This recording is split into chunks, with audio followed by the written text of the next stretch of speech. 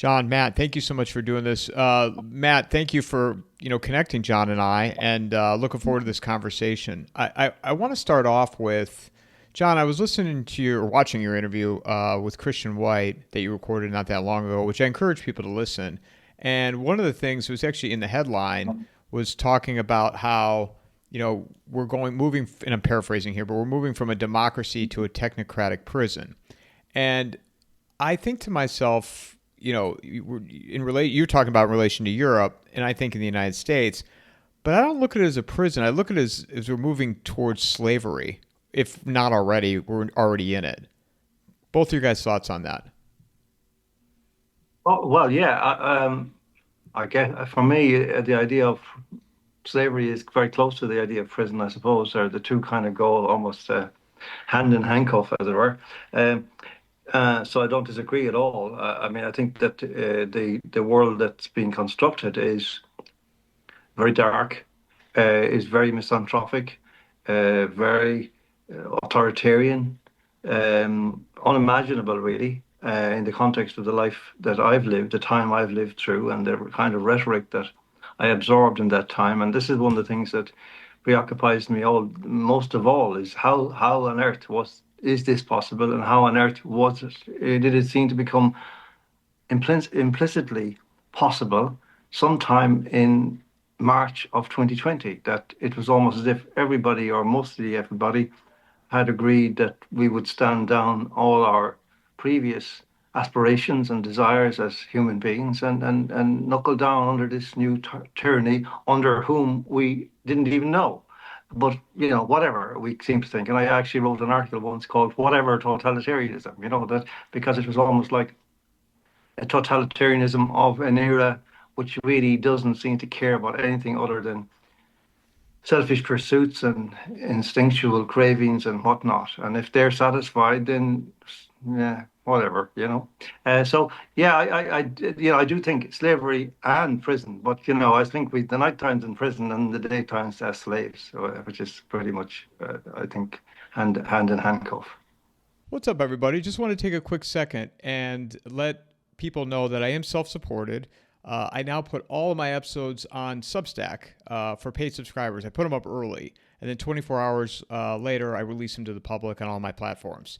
I also have Venmo, PayPal, Cash App, Buy Me a Coffee, Zelle, a PO Box, and I don't think Locals, Patreon, and all of the links are in the show notes of every single episode I put out. So look forward to continuing to provide great conversations, and thank you all for your continued support. 2020 and your book, really focuses quite a lot. I can't recommend this enough. Abolition of Reality was handed this by the author in Dublin in the park. I think that they had already planned this even before the pandemic was released. They had done exercises in 2019, like Zoom meeting, electronic table type of exercises. What if exercises? How would we do this? And the pandemic was a full scale global try at this, at just usurping freedom. You couldn't travel without having an injection. You would be stopped at borders. You couldn't go to school. You couldn't go to church. This was like a drill, and the pandemic was just a matrix for this tyranny exercise. They, as we learned over the last few years in the UK, the British Army itself had a psychological warfare unit they called the Nudge Unit. So they were integrated into all British media with psychological messaging. The dancing nurses and all of that nonsense was part of the Nudge Unit. They were deliberately trying to form people, reform people's thinking about what freedom means. And to a large extent, it was successful.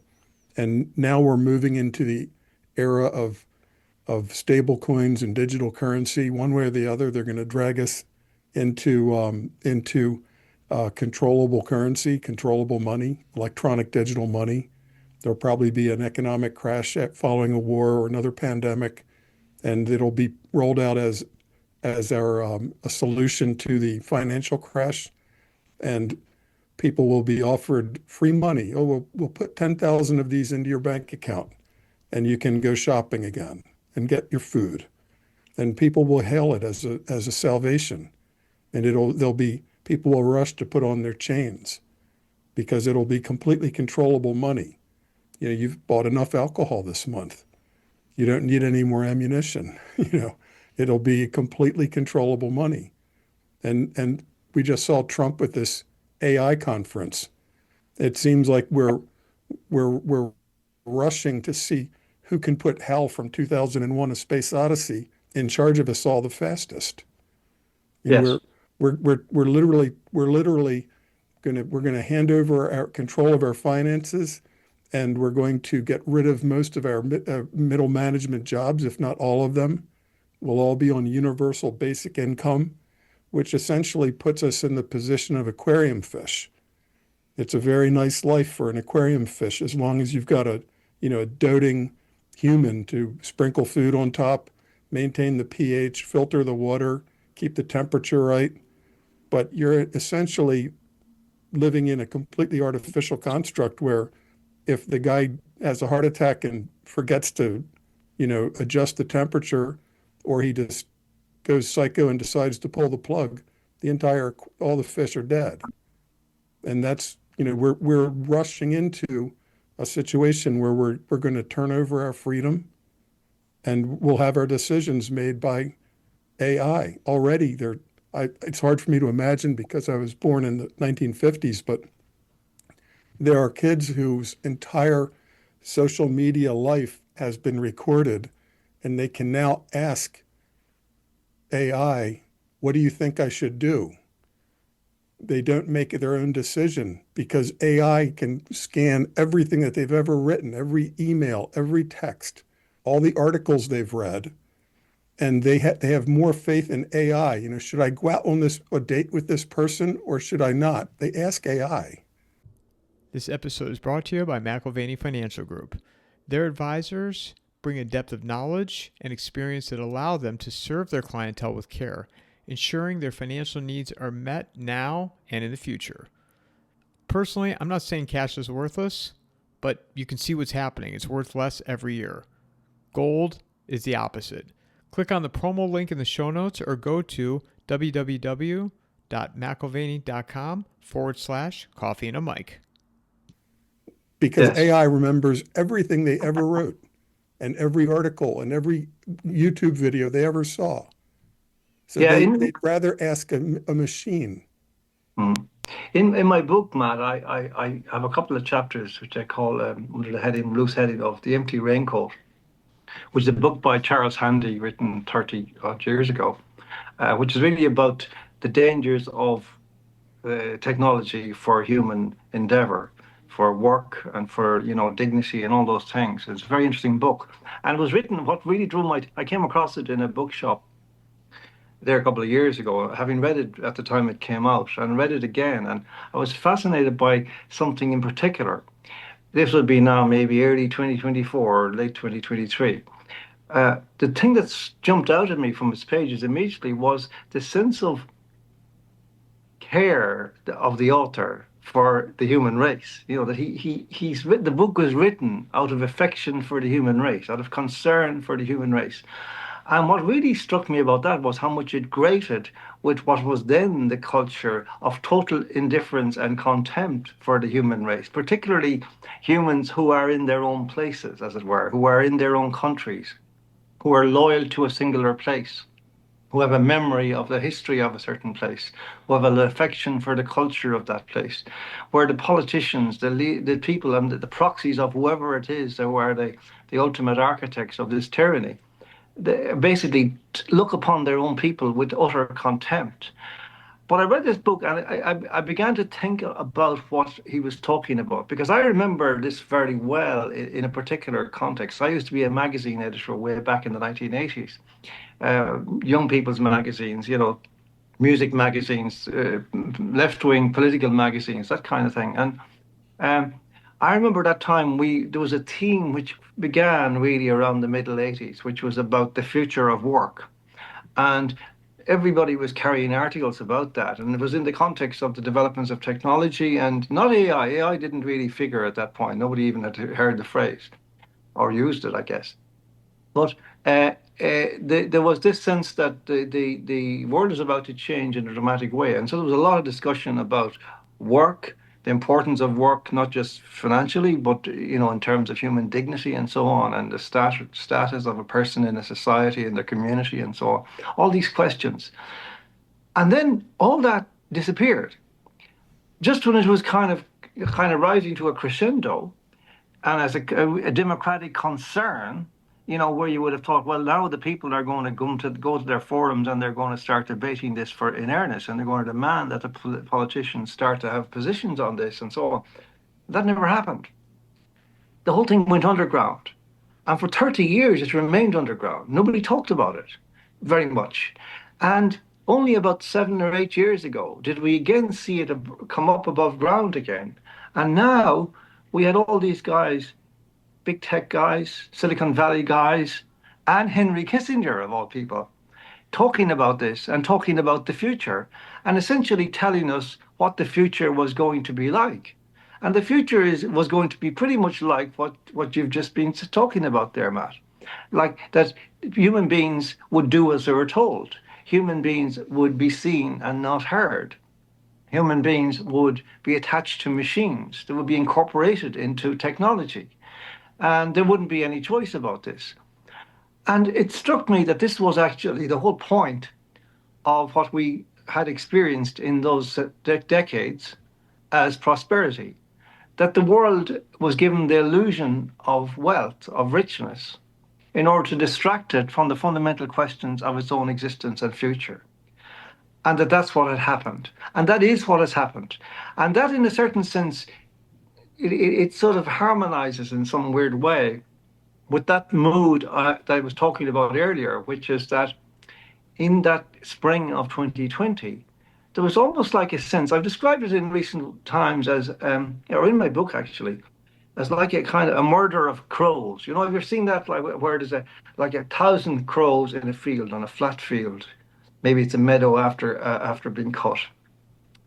And they're there, it's getting dark. And they all land on the field, and they go, and they gradually become quieter and quieter and quieter until there's suddenly you realize there isn't a sound anywhere.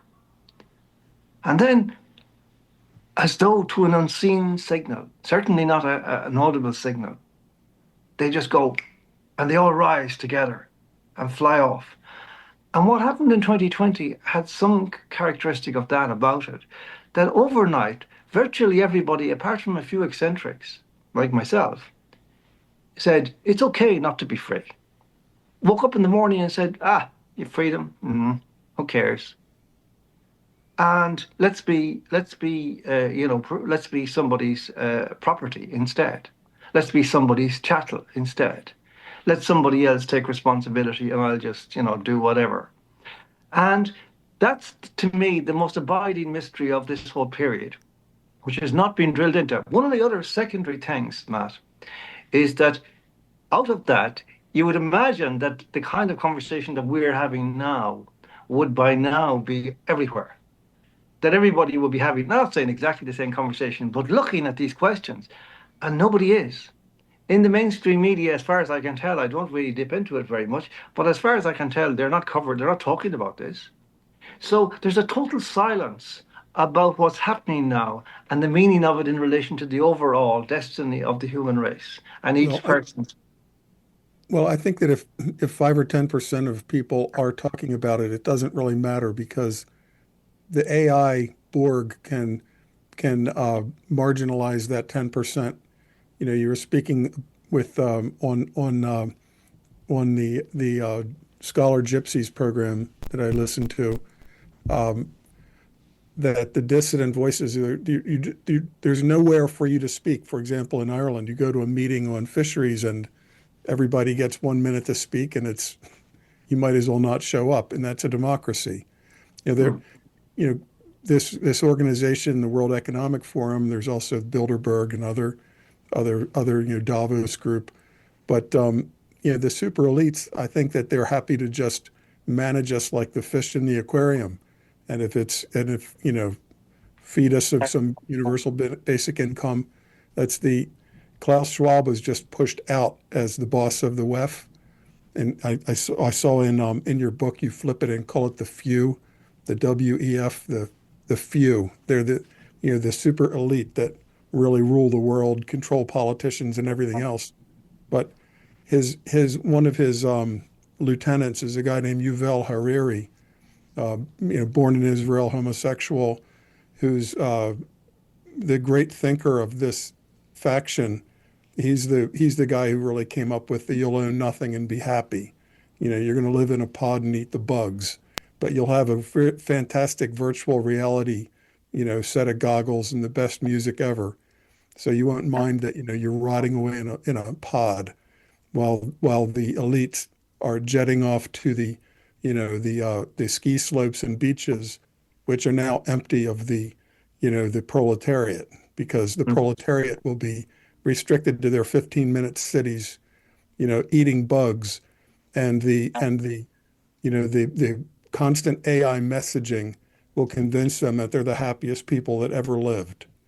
Like the fish in the aquarium. Don't you?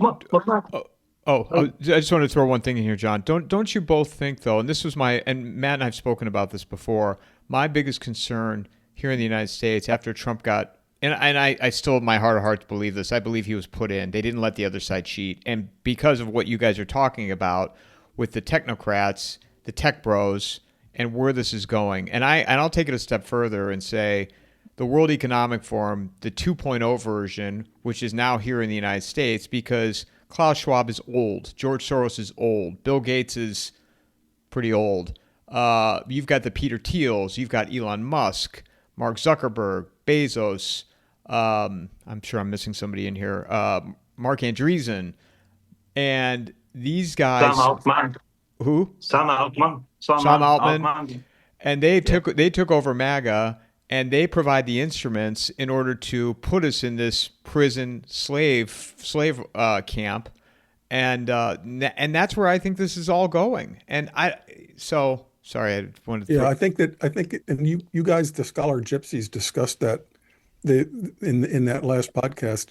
But I think that after the Biden debacle at the debate, there was a recognition he probably couldn't win, and that's when the tech bros subtly shifted over to Trump and let him have his, wild first 100 days, the Doge and all of that. But now the men in black have knocked on the door, shown him the blackmail pictures, and suddenly, Netanyahu is like replacing Elon Musk as the frequent guest in the White House.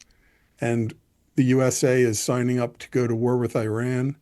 We're silent on what's happening in Gaza. We appear to be shifting somewhat on Ukraine, but only because we just don't have the weapons to send. And Israel is always going to be a higher priority than anybody else.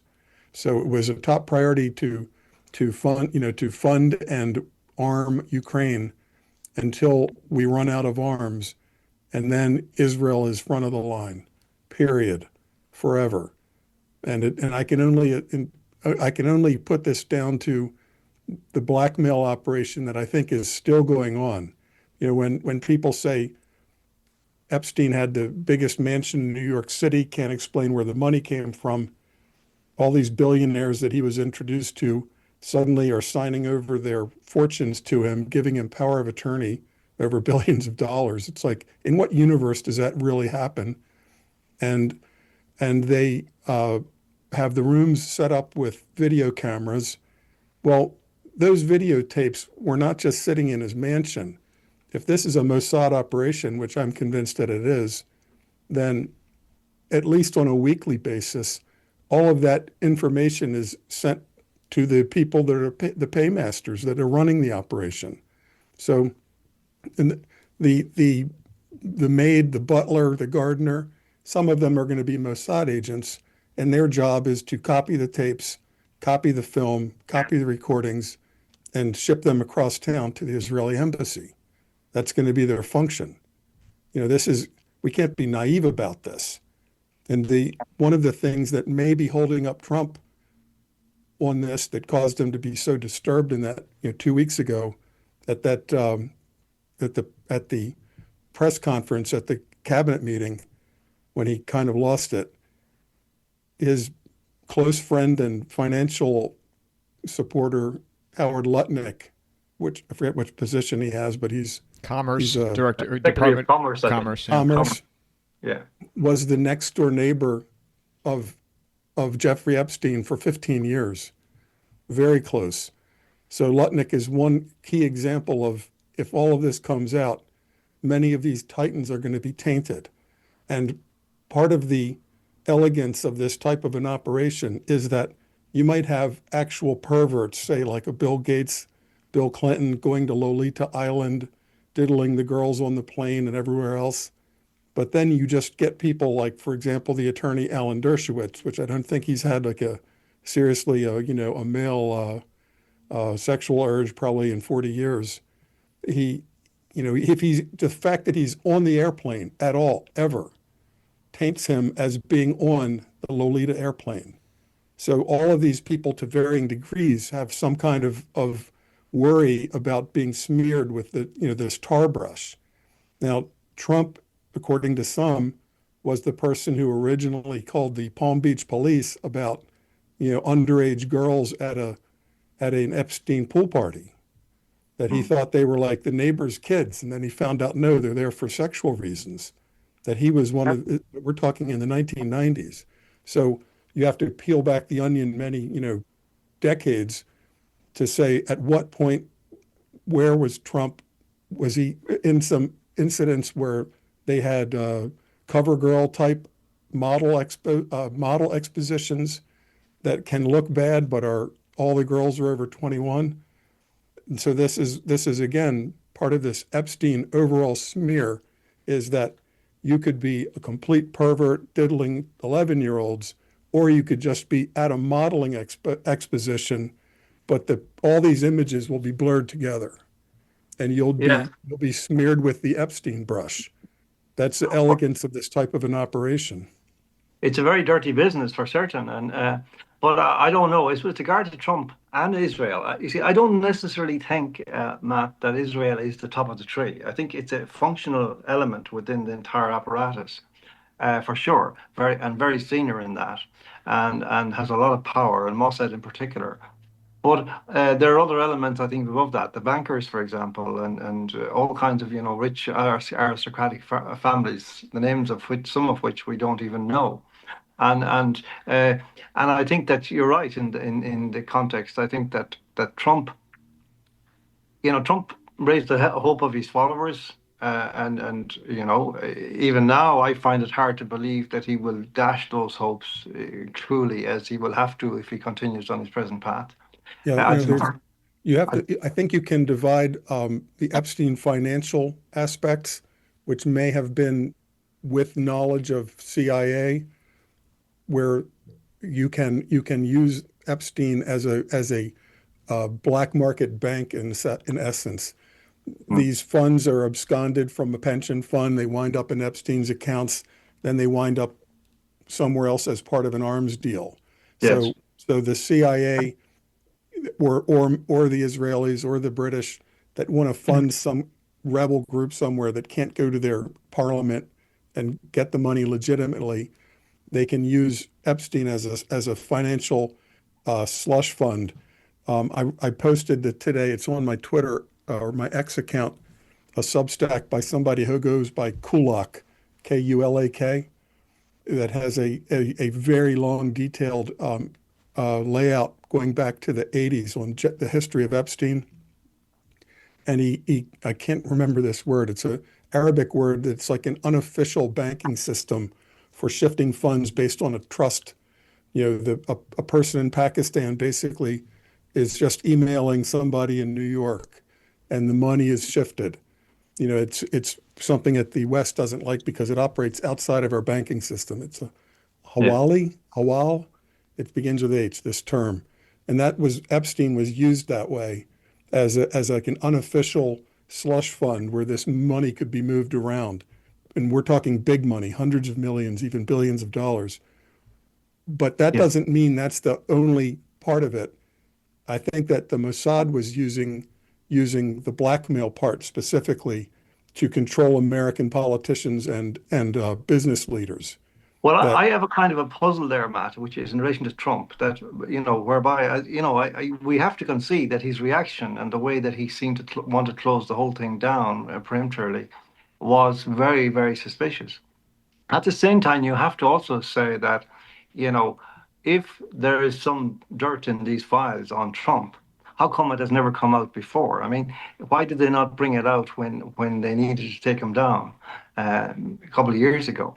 There was no hint of it other than the pictures of himself and Epstein, which were pretty, innocent in a sense.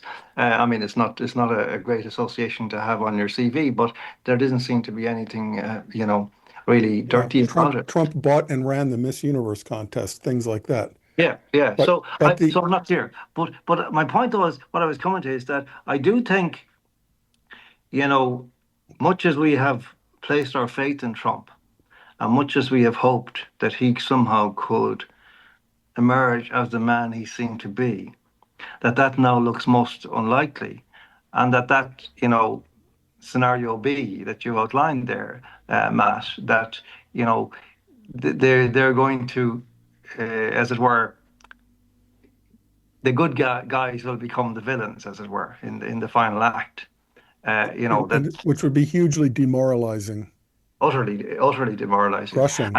And you see that was one of the reasons I maintained, as far as my commentary about Trump continued to be hopeful about him on the reading of his personality that I had arrived at. But now it's becoming clearer that there's something much more ominous at play. And what we're seeing really, I mean, when you look at, you see, one of the reasons that people of a certain disposition, the deplorables, etc., and there are deplorables in every country, and I regard it as a very positive characterization, that they are drawn to certain ideas, there are certain positions, and Trump ticked all those boxes. Whether it was about, even perversion, sexual perversion, or abortion, or whatever it was, he ticked all those boxes. And that seemed to be connected to the other issues. Then we kind of always assumed that there was a kind of a package, whether it was COVID, it was mass immigration, it was woke, it was all of that, the CBDCs and so on, and freedom. We kind of thought it's a single piece. But what we were seeing here is that it's quite the opposite. That what it is that there is one centerpiece here, and that is the control factor. That is the CBDCs, the UBI, the AI. data surveillance, AI, all that, and this post-humanist scenario, and that all the rest of it is distraction. But very not distraction in the sense of just random distraction for a purpose, which was to lull people into a sense of security, and to reassure them, and so that Trump had, as it were, a script full of good stuff that he could wheel out at any time. Pied And Piper. yeah, exactly. And it's like Follow him to the river. you can even see this now, and it seems to me, and this is just my reading of it, I haven't heard others say this yet, that Tulsi Gabbard is being used now to create another distraction, which is kind of digging up the Russian stuff and, going after Obama. That's how the Democrats are showing it in the states on the liberal channels. The Democrats are saying that they're rehashing Russiagate as a distraction from Epstein. And I think, as someone on the other side of the line, in my own head, I think they're right in this sense that, I don't think, I mean, you're an American, so you have a better sense of this than I have, Matt, but it seems to me, watching this a long time, I don't think that Obama is gettable. I don't think that Obama can be taken down at this stage in any meaningful way. I think he's pretty cocky about. No, he can't. He won't be charged, but he can be considered what they did with Nixon. They called him an unindicted co-conspirator. but they still put the John Mitchell, the head of the Attorney General, in prison on Watergate. I'm And not sure, Matt.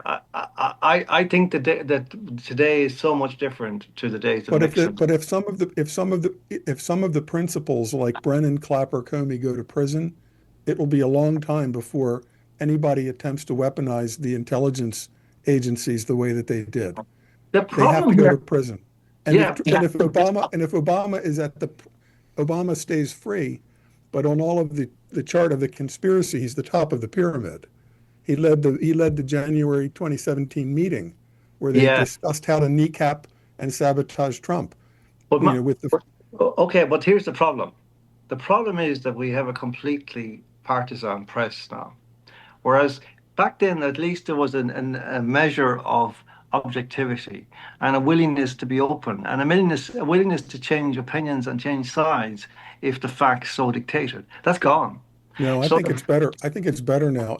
I was very during the summer of 73 of 74. They there were only 4 or 5 channels in American television. They were all covering the Watergate from dawn till dusk, and then discussing it all night on and the networks were all in agreement that Nixon was the most terrible person in the world, and he resigned in disgrace, etc. And in fact, it turns out most people today look at that and see this was a CIA operation to take out Trump, that this half-baked Watergate bugging thing was, a poison pill to sabotage him. And, that he would try to like hide it under the rug. He knew nothing about it that when it was happening, well, and that it was a way to take him out without shooting him like Kennedy. But in those days, there were no alternative media. The only alternative media were like hitting less than 1%, like yes, magazines okay, like Buckley's okay, old National Review. But but it's all the still media were in partisan. agreement. It's still partisan, Matt. It's Trump's people versus the rest, or the Democrats versus the Republicans, whatever that Right, kind but of. there's a healthy argument. I mean, Oh yeah, that thing but in the that thing yesterday in the press room with Tulsi Gabbard and the press secretary was amazing. They were yeah, accusing the former but president of treason on but if public television. if the Epstein thing goes wrong, none of that will matter. Yeah, to me, it has, and you were striking some of these notes in the Gypsy Scholars, that this has the hallmarks of like Shakespearean or Greek Hmm. tragedy. It's like a Joseph Conrad or a F. Yeah, Scott Fitzgerald novel. The great hmm, man with the fatal flaw. And yeah, one of Trump's fatal flaws, he's a human bulldozer all his life financially, constructing buildings and business empires with the bravado and the devil may care, no matter what, I'm going to go, I'm push forward. But he can't admit any flaws. One of his fatal flaws is an inability to admit to a mistake, like pushing the COVID jab. He inherited that problem, but it was during his it was during his time when he was when the jab was being pushed, and he can't now say Operation Warp Speed was a mistake. I was taken in. I was gulled. yeah, yeah. That Fauci should be in prison, and I'm sorry for what happened. He Yeah, you can't do see, that. I think he has been a prisoner since the spring of 2020 of the climate and the mentality that was generated at that time, and which remains strong, it seems to me, in America as elsewhere. I mean, certainly in Ireland, you know, people still think there was a really bad virus and there was a pandemic and all this, and the government was doing its best to save their lives and all this. Like they actually believe that stuff. And I think that's true to maybe a lesser extent in the United States, but still significantly. And Trump is still, to some extent, a prisoner of that, in the Well, sense that, but we're just talking about his flaw in terms of inability yeah, to ever acknowledge making a mistake, no, which yeah, you're dead which right. may that's hubris. That's Achilles, right?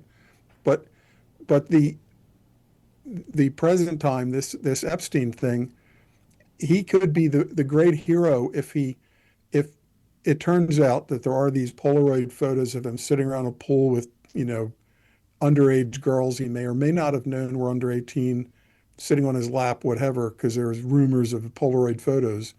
Personally, I think Benjamin Netanyahu probably, mentioned him, because anything that was, you can say that the main thing of Epstein was financial, not the blackmail, but the blackmail was a big part of it.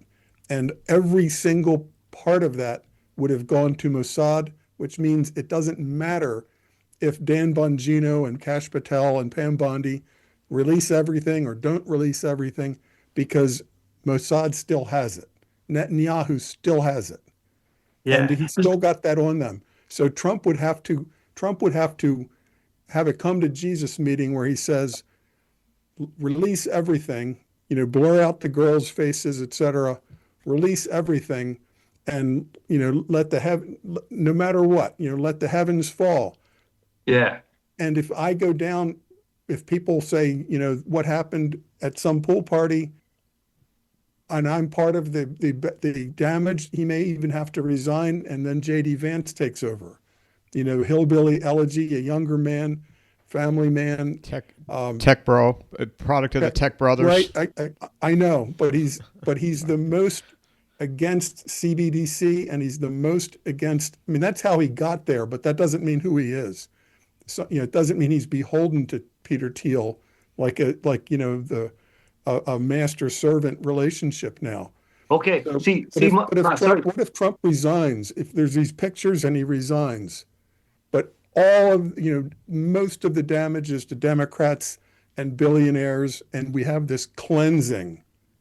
I love that Scholar Gypsies thing. Your discussion was terrific, and that's what we might need is to just blast dynamite the whole thing. Well, you see, now there's a kind of a fly in the ointment though here, Matt and Mike, which worries me profoundly, which is that we can have all these discussions about what politics as it appears on the stage, as it were, in plain sight, and we talk about the dynamics of the action and the characters and the events and so on, and that's all very interesting. But always there's this shadow overhanging everything. And that's the idea that there is this dark force in the world which is controlling everything. And it's in controlling through compromat and other devices, blackmail, inducements, whatever.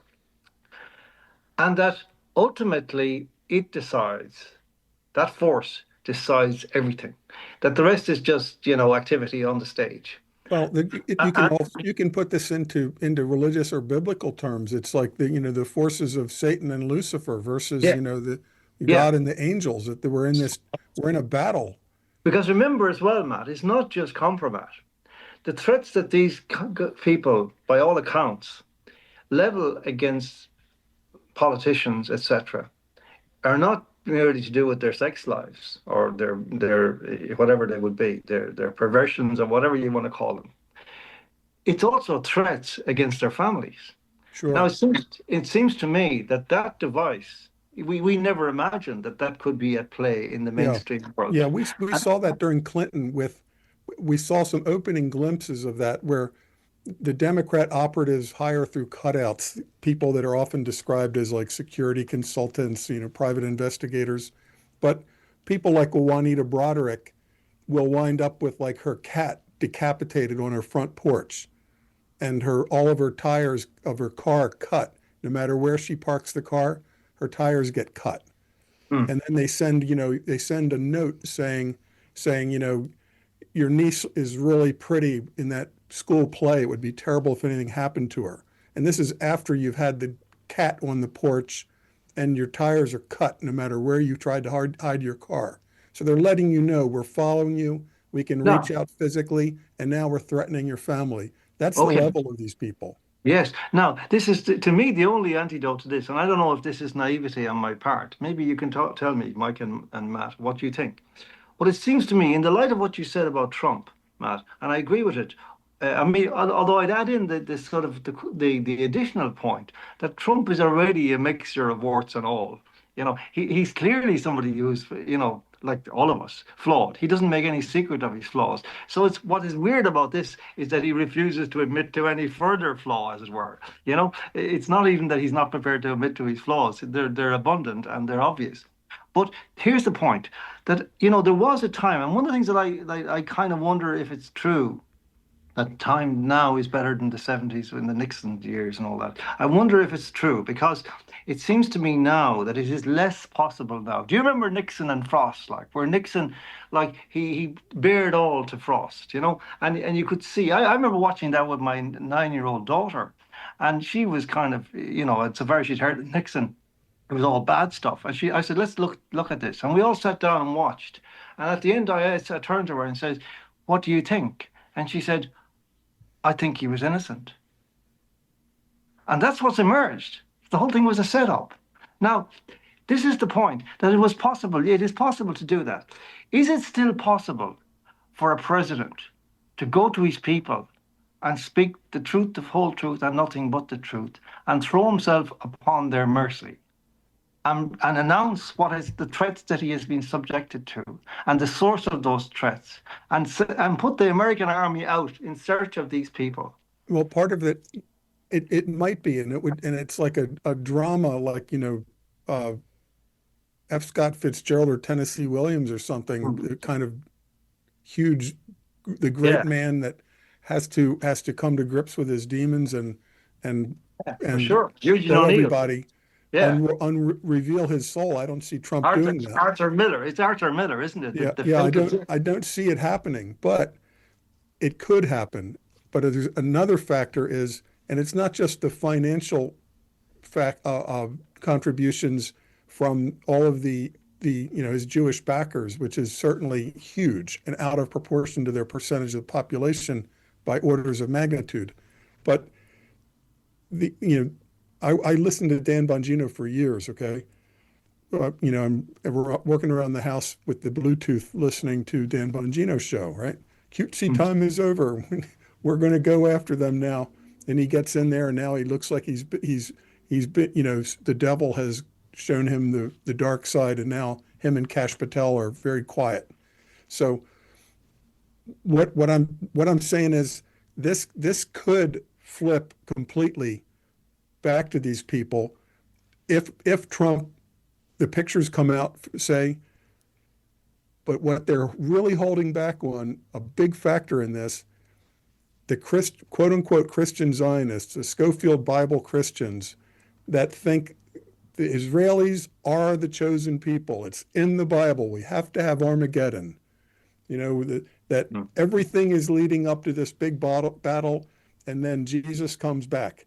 So there's a direct line from Moses to Benjamin Netanyahu. It's crazy. It's like the Shia Muslims, you know, trying to find who's Muhammad's 36th grandchild, right? To determine who runs the Shia part of Islam. But they do believe that whoever is running Tel Aviv is a direct descendant of Moses and Jesus, and it's all foreordained in the Bible. And this is a huge part of evangelical American belief. Mike Huckabee, who's the ambassador to Israel now, when the Catholic Church was bombed in Gaza, he's finally getting a little bit angry with the Israelis, but he's like a leader of this concept that whatever the Israelis do, it's God's will. So if the Israelis have declared the Gazans to be Amalek, to be exterminated, that's all biblical.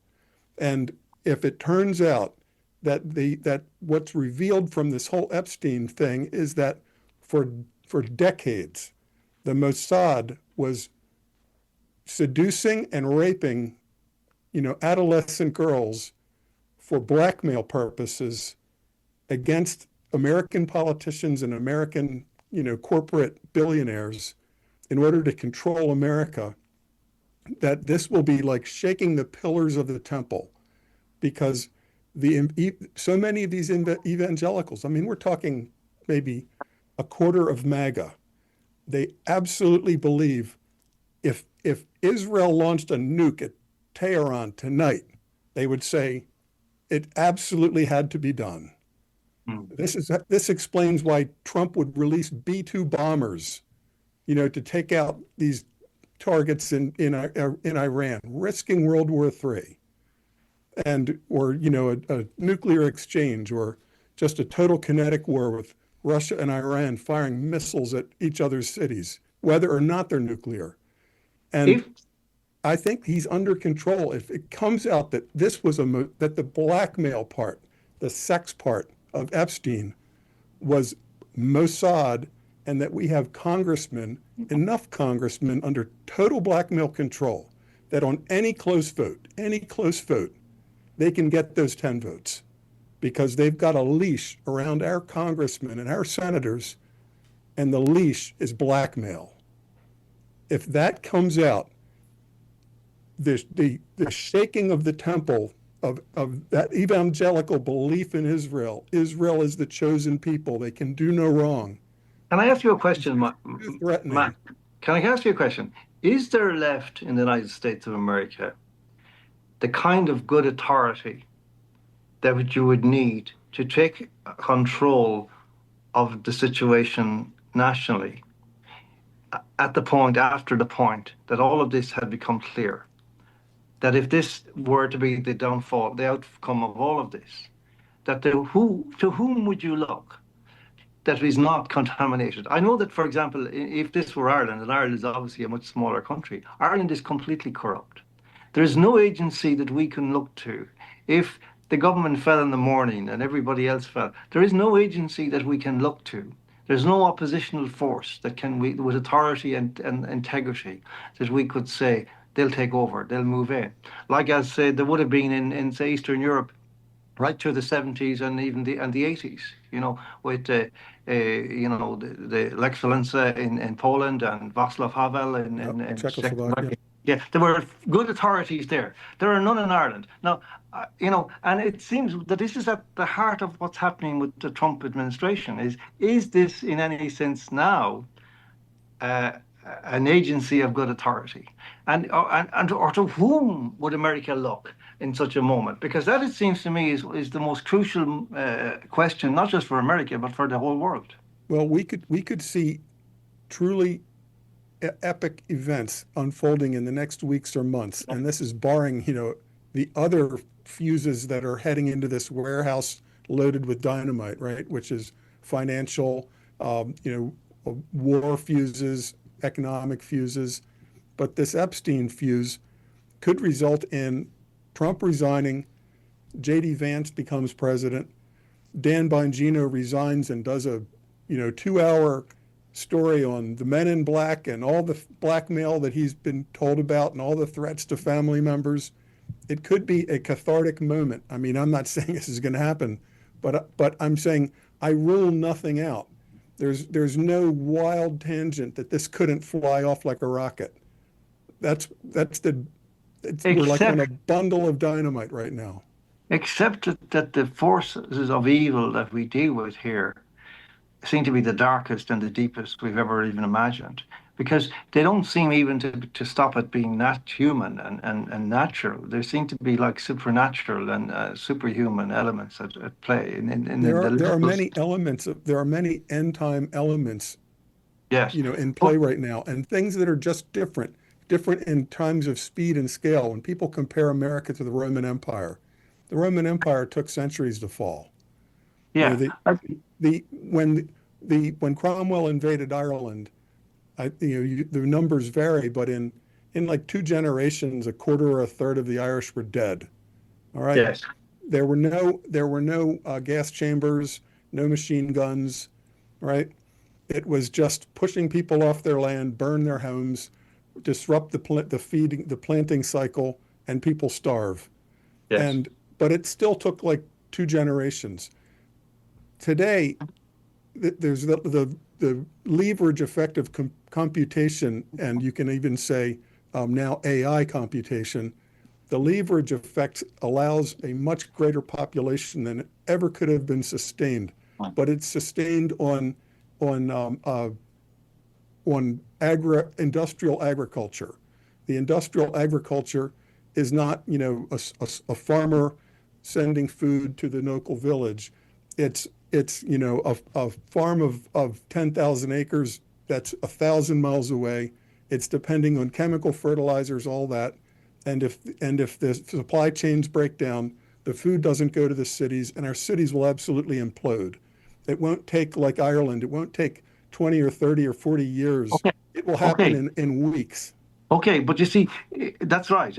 But here we are again. You see, the question is, what about our leaders, our political leaders? What about our what about our governments? When was the last time they showed the slightest concern for their own peoples? Any of them? Well, it took. How long did it take for the basic outline of the truth to come out about the assassination of John F. Kennedy? It's still coming out.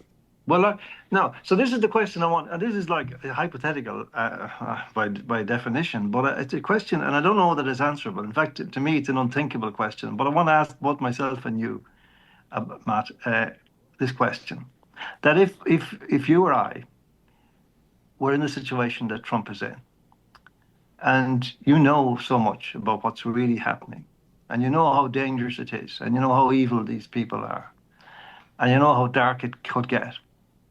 And moreover, not alone have they maybe made some threats, maybe not, in relation to your own kind of whatever, picadillos, whatever we would call them, but they've actually said to you very clearly, if you do that, we will come after your children. And we know that what Mossad can kill people through walls. They can kill them through walls. They know, so here's what I'm asking you really, man, is not to answer the question. And we don't do assassinations, but we do drone attacks. Which is what's the difference? What I'm asking is not in a sense a kind of a test, but it's to kind of to get a sense of how bad are things really, how dark is it really? Like, are we in the kind of the grip of an evil that cannot be defeated? Are we in the grip of an evil that is not human? Is there something else at play? Because when I look into the faces of Irish politicians now, I don't see human beings. I honestly don't. I'm not trying to dramatize it. I see people who are like absolutely, how would I put it? There's hatred. This is the derivation of the lizard skin people meme. Well, maybe. I mean, it's a joke that they're wearing the lizard suit. They're humans with the lizard suit. Well, even if we don't accept or believe or even entertain that idea as a literal notion, maybe we could entertain it as a metaphor. That in a certain sense, there are things happening now, and there are dispositions being acquired by politicians which could never have emerged in my lifetime before. I've never seen politicians look upon their own people, their voters, their electorates, in the way these guys look at them. I've never... Trump at least did one thing. He did close the border. When, you can make an argument that the 2020 election that put Biden in power was stolen. I believe that. And that they immediately flooded the country with, probably 20 million illegals that are all, you can, in 4 years, you can bring in 20 million. You're never going to get 20 million out in 4 years. So if we switch every 4 years, the Democrats let in 20 million and the Republicans then get out 1 million. So we're going to lose that way. But in Britain, Starmer is back by the back door trying to rejoin the EU. He's cooperating with this flood of hundreds of men a day that get in these giant rubber boats paid for by NGOs that the French could stop in a minute. Rubber boats, they're rubber boats. Okay, but and then the guy in LA goes out and picks them up and takes them to a hotel. Let me add to that, if I can, with the Biden administration, because in my view, the Republicans, they did nothing to stop this when they took control of the House halfway through his term. And don't you guys both think, especially Matt, the number is probably much higher than 20 million at this point, and all the legal just in the 4 years. But don't you think it's higher than that, though? Don't you think it's closer to 30 or if not 40 million? I don't know. I think there's probably at least 50 million illegals in the country whenever they came. But also to with that is the legal immigration. How many people have come in through the visas and all that? It's changed the whole fabric of the United States. So Totally. that's where I say to myself, and John, I'll turn It's it back nothing over to you. compared to Ireland. It's nothing compared to Ireland. Like a quarter of the Irish have arrived in the last 20 years. Yeah. It's totally swamping the More, country. more than a quarter. I And, would say a third. and to change the Minimum a whole third. fabric, of Western civilization, to the Republicans and Democrats, there's no side anymore, because to what John's point was, the government has completely turned on the people. Well, Yes. the evil forces hate the idea, and I'm not talking about nationalism, well, but they hate Okay. countries What that I'm have what I'm getting here, Mike and Matt, is this. Or what I'm trying to get at is that I'm asking the question, why is this happening? Is it happening primarily because these guys have an ideological agenda which they themselves are invested in, and which they themselves are interested in accomplishing? Or are they simply carrying out orders under threat of consequences? In other words, is that kind of what we call the lizard metaphor, uh, subtext? Is that a consequence of the fact that they are under the cosh of very serious consequences, maybe for their families, if they fail to carry out the orders they're being given? Or do they want to destroy their own countries for some mysterious reason that I can't, for the life of me, imagine? Don't you think they know I these things though going into it? Like, I mean, this was not new to him. And and again, this is just my opinion. He's had access to this information prior to it all, him snapping at people now. So I just can't get in my, not that anything makes sense these days, but I can't get it from a rational standpoint that these people did not know the risks as they took these positions. Well, from the point of view of the motivation, I look at a pyramid, okay? And it's not like defined levels, but it's more amorphous, but it's a pyramid.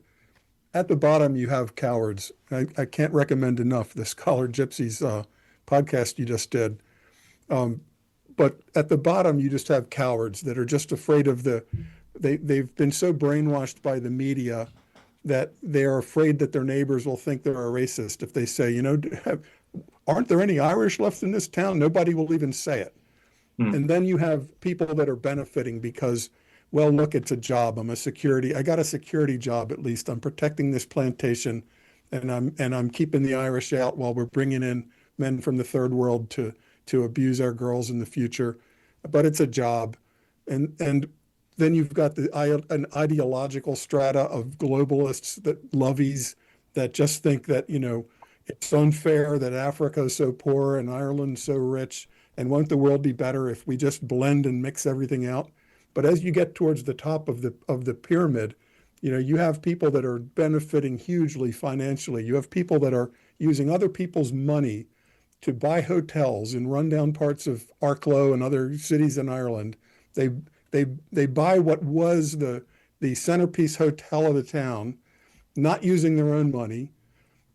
They swing a financial deal, and then the Irish government is paying them, $500 a night to put up third world men in a hotel that used to be a landmark tourist attraction. And they're making millions. To me, they're traitors. Okay, Mike. But I agree, Matt. But I have a theory about this that actually goes further than that. Because I think that what's going on here is that it's very much connected to what you were saying earlier about the direction, the way the human race is being steered down the post-humanist path and into basically slavery and imprisonment and so on, digital imprisonment and so on. But I think there's something else, that it's got to do with the ownership of the world. It's got to do with this moment when the dollar, the pound sterling, and the euro are in dire straits and on the point of collapse, and that will be the moment when they will unleash their new digital currency. But the meaning of that is that if they can, yes. But it will be underneath all of that fake money that they've been generating.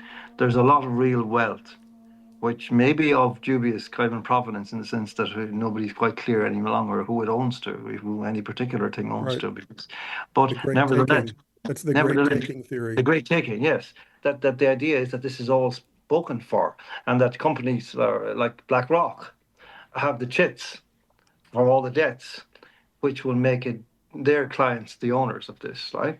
And my theory about the mass migration thing, because really none of them, the conventional explanations kind of work. We don't need these people in our countries to do anything really, not the way they keep saying, because all those jobs will be destroyed within a decade anyway. It's not compassion. I think we can rule this out pretty quickly. It's not compassion on the part of Western politicians, you know. What it is, I believe, is that BlackRock and such agencies, and it will be mainly BlackRock, it will be Larry Fink mainly, who will come with the chits and say, okay, when we need, what we need now is vacant possession of the island of Ireland. Now you know what vacant possession means, Matt and Mike. It means that when you're selling a house, you have to obviously hand the house over unencumbered. You don't live there anymore. Your family have left. All your belongings that you want to keep are taken away, and anything that the purchaser wants to keep is left there, and everything else is dumped. That's vacant possession. Well, vacant possession in this context is not quite that. It's not like an empty island. It's not of people empty. But what it is that people emptied is an island which is emptied of people who care, who have affection, who have a memory of a country, who love that country, who revere its patriots, who know that the soil of the island is soaked in the blood of heroes and care about that. And what they want is a whole bunch of foreigners tramping around the place. They don't even know how to pronounce the name of the place they're standing in. And they don't care so long as the money's right, so long as it keeps coming, so long as the flow keeps coming.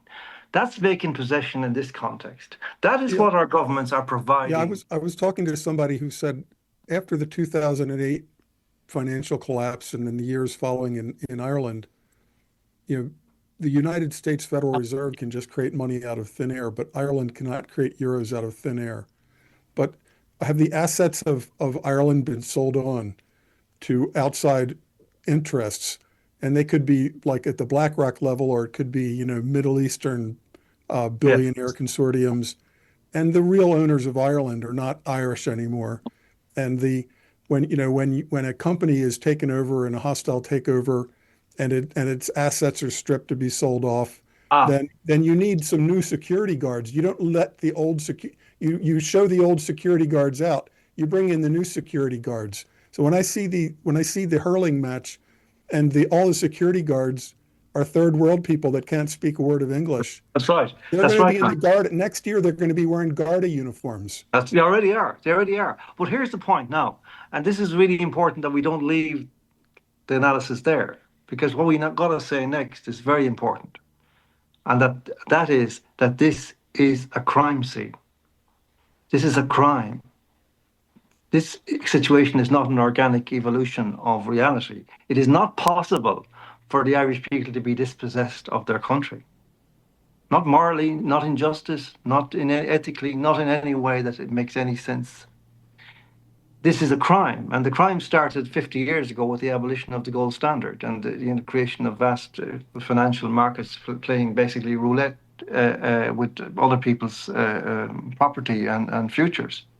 And that is a crime which is being perpetrated by the richest and most powerful interests on the globe against the ordinary working people. Yeah, people still don't understand the basic concept that inflation is not like the weather changing. Inflation is theft of the value of your savings by the government just creating more money and pumping it into the system. In the game of Monopoly, one of the rules in the game of Monopoly is, can the bank run out of money? No, the bank can never run out of money. If you run out of $500 bills in the game of Monopoly, then the banker just writes $500 on more pieces of paper and continues to put them into the game. So if you're a banker, it's a great game. And we're back here again to the same question of what happened to democracy? What happened to human sovereignty? What happened to free speech?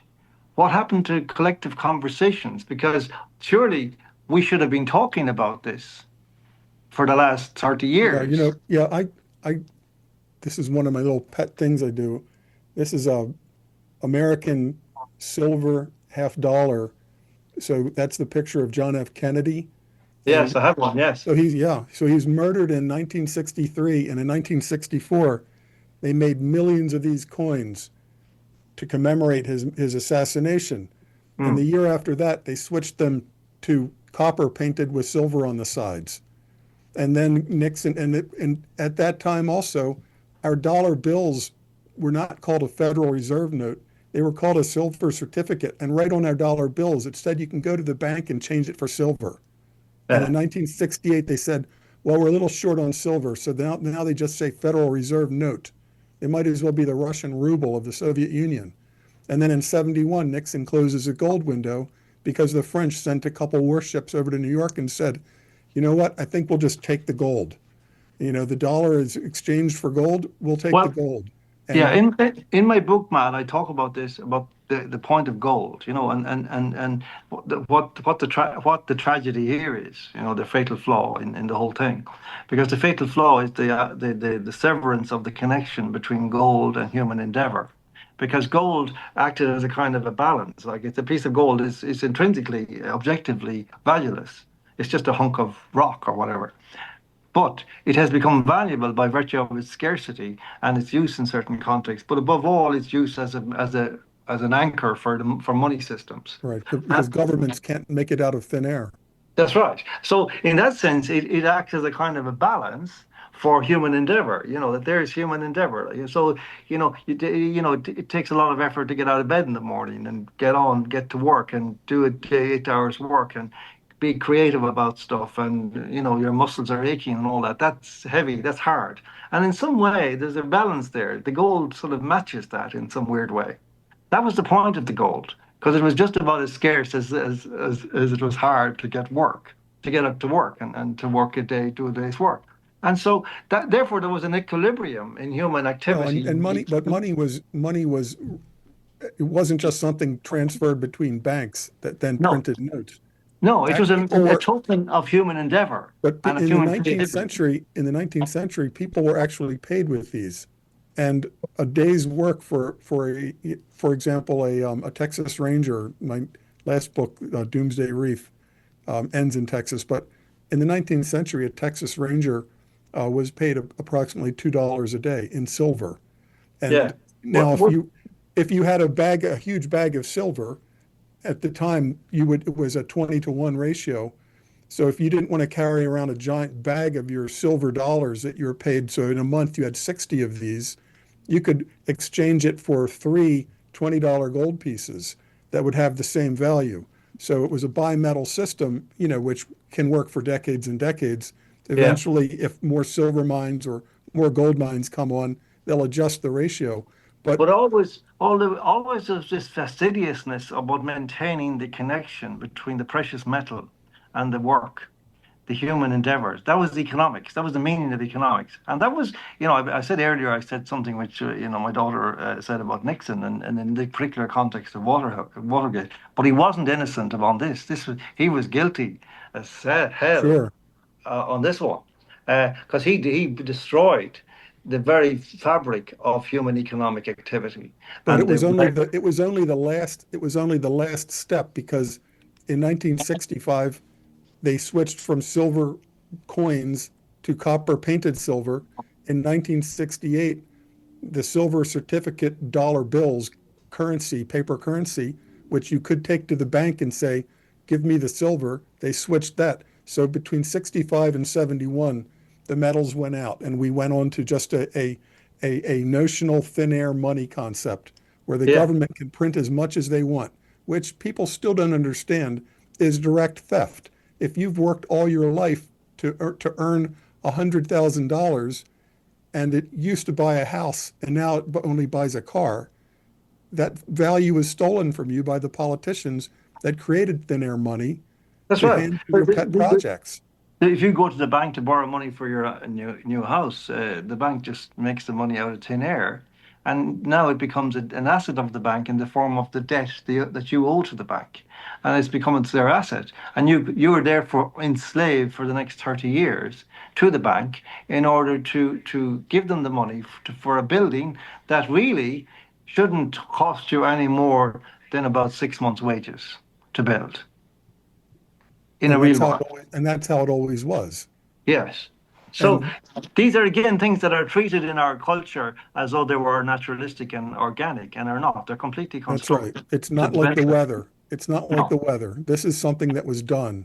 Yes. This disconnection of the metals, but the in this financialized system, the Larry Finks of the world, on paper they may they may be trillionaires, but in reality they're going to own the land that's underneath of us. They're Mm. going to own Ireland. They're going to own American farmland. The question is, will that will whatever document in the electronic document, will it serve to give them actual custody of the land, or will there be some event in the middle? I often say, a plan to ride a tiger is not the same as riding a tiger. So But switching the world okay, from Mark. actual money to a CBDC is a great plan if you can pull it off and turn us all into electronic slaves, on a UBI in a pod. But between here and there, I think our cities are extremely vulnerable. If supply chain disruption due to a cyber war, a kinetic war, a real pandemic, a social disorder breakdown, our cities will burn. But that's what they want. That's what they want.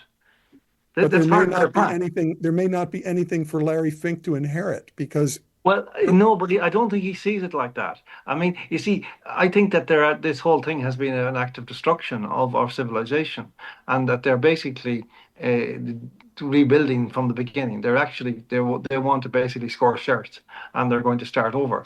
But what I'm puzzled about and they're most and convinced more, they'll be part of the 10% that makes it yeah, through. yeah, that's right.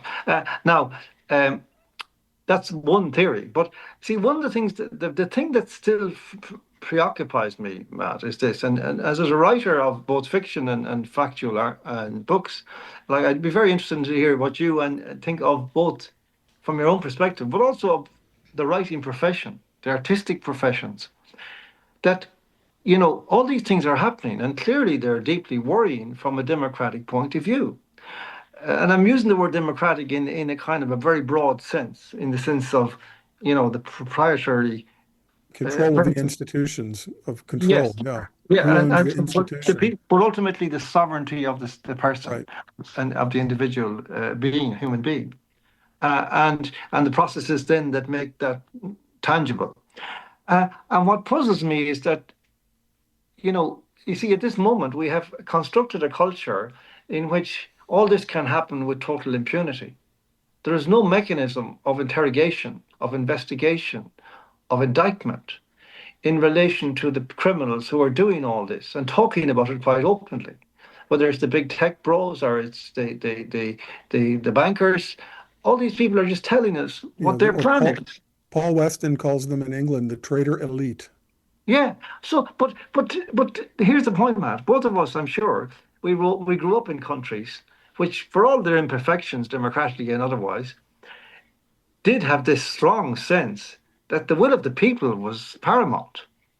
And you consulted the people, and you had a press which did its damnedest to be a crucible of discussion for the people.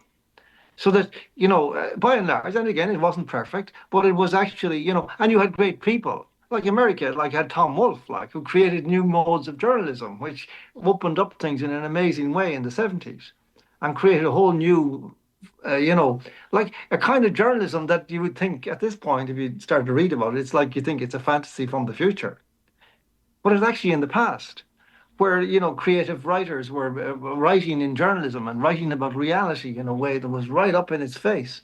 And you'd have to imagine that if those guys were still alive and working, that they would be on the top of this all over the place, and it would be in Mother Jones and Newsweek and the Atlantic and the New Yorker and all these magazines, long articles, 10,000 words every week, you know, and that nobody would rest until these things were exposed and these guys were called to account. And Larry Fink was made the villain he deserves to be made, as opposed to And some kind of bland, anodyne hero of, master of the universe. I don't know when there will be any kind of comeuppance for these people, if ever. will, I think that their goal is they may or may not have an actual target of like what percentage of the population do they wish to cull, or they just don't want to think about it, but they know it's going to be something terrible and they'll inherit the ruins. But I don't think that they will inherit the ruins. And I think that if we have the kind of a societal burn-off that I think is very possible, because we never have had a situation, that it took hundreds of years for Rome to fall. It took Cromwell decades to wipe out the Irish. But our cities can burn in a month. Oh yeah, no, there's no food in them. Just to go back, Matt, I agree with your point there very, very much, that they won't succeed in the sense that they don't envisage. See, their mentality is such, they think entirely in terms of immaterial terms. They think in tracts of land or hunks of metal or whatever, planes and automobiles and buildings. But if all those things are empty and all those things are destroyed, where's their wealth then? What kind of world are they imagining they're going to live in? It seems to me that a lot of these people, it seems to me, make this fundamental mistake, whereas that they imagine that the world will somehow magically return to the state it was in before they destroyed it. In this book, my last novel, Doomsday Reef, the cities implode and burn. There's no water. There's nobody maintaining anything, and there's no supply chain. So cities, eventually, in a matter of weeks, turn cannibal, and people will be so nihilistic and angry that they'll just set fires. Anyway, the percentage that varies by region that survives turns against the screens. That there's a societal psychological revolution that blames what happened, blames the calamity on the technology. That what gave us so much then allowed it all to burn instantly. And the smartphones don't work anyway, but big screens, small screens, televisions are all destroyed. And people are turn against mass entertainment and mass information. I mean, it's just a novel. It's just one way that it could turn out. No, all these are possibilities. But what bothers me, I want to ask you then a very direct question. Where are the writers? Where are the artists? Where are the poets? Where are the philosophers who have, graced our history with their thoughts? Naomi Wolf had a big Substack about a week ago, and she's peripherally related to the Epstein scandal because in her 20s, in I think like the 1980s, maybe even 70s, she was selected in her 20s, and it helps to be in the New York scene for this to happen, obviously, but she was launched into being a bestseller in her 20s. Well, somebody has to anoint you. This doesn't just happen.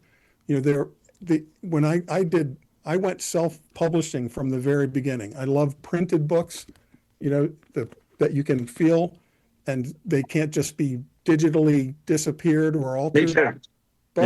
But I recognized 20 years ago that the books that I wanted to write would never be published. The publishers in New York, they get 300 manuscripts a day, and it's called the slush pile. So your manuscript is in a pile the size of a beaver dam, and interns that are paid minimum wage are paid to like flip through 3 pages and go, no, no, no. So essentially, it's my analogy is a hole-in-one golf competition where you'll make $1 million if you can hit a hole-in-one. So you've got a line of 1,000 golfers, and you film every single golfer taking a swing. And if your golf ball lands in the cup, they'll pay you $1 million. Now, if they do this with 1,000 people a day, you're probably going to have a hole-in-one every couple days. You can make a greatest hits video showing people hitting hole-in-one after hole-in-one, and those are your best sellers. Okay, but in my analogy, it's a game of chance because you hit the ball like by luck, it goes in the cup, you get the $1 million. In reality, somebody picks Naomi Wolf and says, you're the next thing, honey. 26-year-old female in New York City, your book is going to be a bestseller. Matt Bracken, I have to struggle. I'm shadow banned like you are, but my books are out there and your books are out there. And I'd like to think that they're going to survive. They'll be something that people can read, even if it's by candlelight. Yeah. 50 years from now. I often say I write for the record. I'm not thinking my books are going to sway the population from this calamity that we see coming, but I think on the other side of the calamity, people are going to say there was another view of what happened, and this is what reading these books will help you to understand where we went off the tracks and what the pitfalls to avoid the next time. But very often what you find in revolutionary contexts they attract artists, they attract writers. In Ireland in 1916, so many of the revolutionaries, the signatories of the proclamation were writers. They were artists. Patrick Pierce, yes, and MacDonagh and others, and. The same is true of, Czechoslovakia in 1989, Václav Havel and lots of other guys as well who are less well known. But then you had Poland, you had Czesław Miłosz and people like that. There's an association. They wrote books. Just Solzhenitsyn, in a different context, not but quite the attention span, because of the screen technology, we have now recalibrated the brains of each generation for a shorter and shorter attention span. Most of the people under 30 have never read a book once they're out of secondary school. They're never going to. They have a smartphone. They don't have it. They may or may not even have a television. But if they have a television, it's essentially a large screen, accessory for their smartphone, and they can watch TikTok videos and get a what do you call it, hit, every 10 seconds. So the idea of reading Solzhenitsyn's Gulag Archipelago, you might as well ask them to walk across the Sahara Desert bare feet. They're never going to do it. I think there's something else as well, Matt. I wonder what you think of this. It's to do with the kind of sociology of the artistic professions, that more and more in our societies, being an artist puts you in a particular stratum of society. It's very kind of elevated and it's quite, rarefied, and, you're regarded as a very liberal, tolerant, progressive person. It's very unusual to find artists now who are, what we might call loosely right-wing or conservative. They don't tend to certainly surface. And so it's almost as if now, if you look at the theatre, if you look in New York or in Dublin or London, you see the same kind of progressive themes.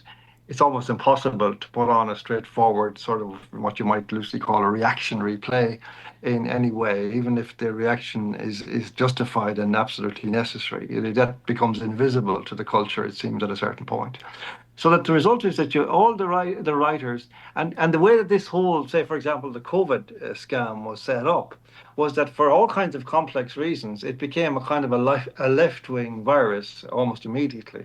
You notice that it was all kind of like, it was automatically like that if you were against the lockdowns, that you were somehow automatically right-wing. That was a right-wing thing to be, which is a strange concept, that by virtue of being opposed to basically imprisoning people in their house, you're actually a right-winger. Whereas if you're in favor of it, that makes you a liberal. That stratification was a benefit, because the people that were most eager to inform on their neighbors for like slipping out of their house to have a cigarette in the park a block away, that we see who the Stasi mentality is more aligned with the left for sure. And also, when you actually think what we said earlier about all of these peripheral issues, the woke issues, the mass migration, it's very interesting that those issues, which were what we kind of loosely, in a certain sense, call the distractions, they're not entirely, they're also part of the apparatus, that those issues were all ones that were attractive to that, if you like, dinner party circuit kind of personality, which is by and large almost like it's like the prototype of the modern literary artistic type. And therefore, by definition, those people all were sitting around the same tables having the same conversation. The salon society. Yeah, and believing in the same things and regurgitating the same ideas.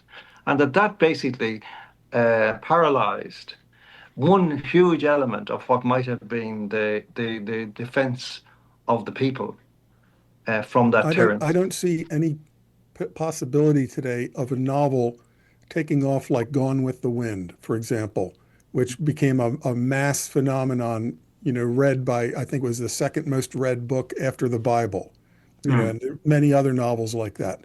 So now we're so stovepiped. Three-quarters of the population will read no book in their life. They may go to a Marvel comic movie, because of big screen and loud Dolby stereo. But otherwise, they're just glued to their smartphone watching, 10-second videos for the what is it, endorphin, the hit that They hit I their got likes, somebody, dopamine rush, yeah. yeah. So most people, the idea of reading a book is completely out the window. So I'm almost writing now like I'm putting books in a time capsule, and it's got an Irish historical analogy because the monks that spent decades to redraw by hand these ancient manuscripts, you can say that they helped to save Western civilization, that they were a time capsule that pulled the ancient knowledge through the Dark Ages into the Renaissance. Yeah. And books like these on a, on the shelf may be read by somebody 30 years from now that never heard of any of us and just wonder what happened to society. But that so I'm writing for a very small stovepipe in this. I have no hope of being, you know, anointed by the New York literati to be the next Tom Clancy. It's not going to happen. No. But I have my own niche appeal, and that's going to be enough Oh, I because the agree. books will survive. The Yeah. books are out there, and the books will survive. I very passionately believe that the internet is not a place for longevity. I mean, they said that once it's on the internet, it's there forever. That's not true. It can be taken off at any time, and a lot of stuff is. Or modified. Yes, indeed. And so, I agree that, the idea of a book is it's a tangible, solid thing, that you can have it in your hands, and it's a beautiful thing, it's a beautiful, simple design, but it's such a it's like a companion, isn't it? You feel you buy a new book and you come home from the shop with the book in your hand. It's like You this just is have to avoid fires and floods. But if yeah, but yeah. the fires and floods won't get all of the books.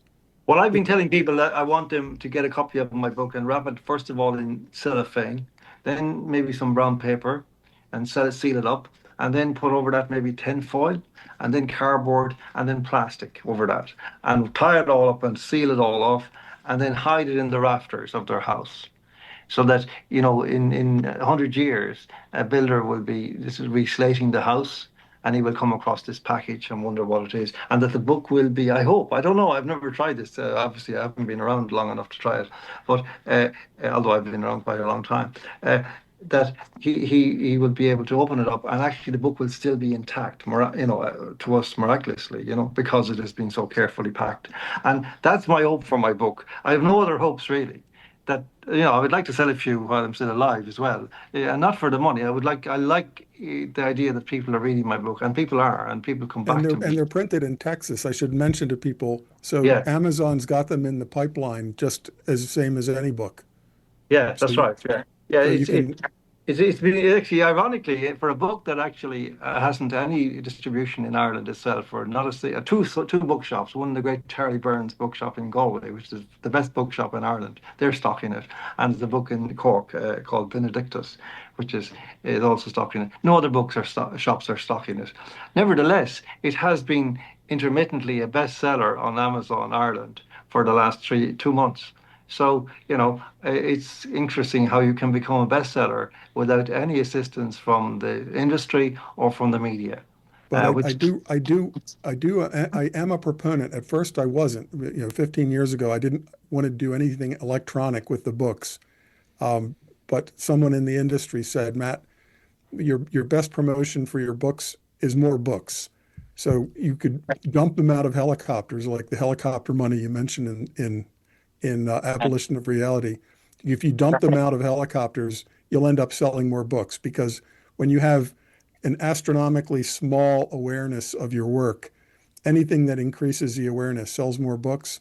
So like this weekend, Friday, Saturday, and Sunday, when this podcast goes live, I'm doing a Kindle, what they call a Kindle free run for a couple of my books, the first three.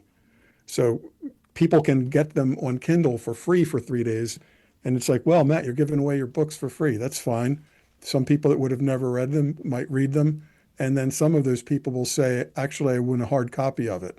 So there's no downside to the digital book. You won't lose paper sales out of it. You'll actually gain paper sales out of it. So That's very interesting. I hadn't heard that before. Yeah, because I would recommend it. I'm very prejudiced against Kindle. I would recommend doing a Kindle version. The formatting is a little bit simpler than it used to be. Yeah, it is. Mine is available on Kindle. And it's much cheaper than the hard copy or the. And you can do a like, if you know you're going on a podcast like I did this time, I finally remembered to do it. You can schedule a Kindle free run so that when the podcast is out, people can just go click and on Amazon download it. And there's really no downside, because people that have never even heard of your book will at least read it, share it, and then hopefully buy the other books later. But anyway, enough. Yeah.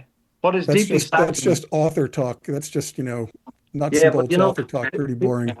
Well, it is, but at the same time, it seems to me that it's important that I have to say that I'm to be able to do public events again, having been cancelled everywhere for years, and I have been able to do about a dozen launches, I call them roughly, events anyway, book events over the last couple of months, and I'm going to be doing much more in the next 3 or 4 months up to Christmas. But to me, they're a really powerful event all of their own. They're quite separate from the book. The starting point is the book, but they go into all kinds of areas, and it seems to me that's the kind of the heartbeat of democracy. People in rooms talking about their futures and their circumstances and the nature of their government and so on. That's such a sacred thing that whatever the pretext is, it is worth it, and it doesn't matter.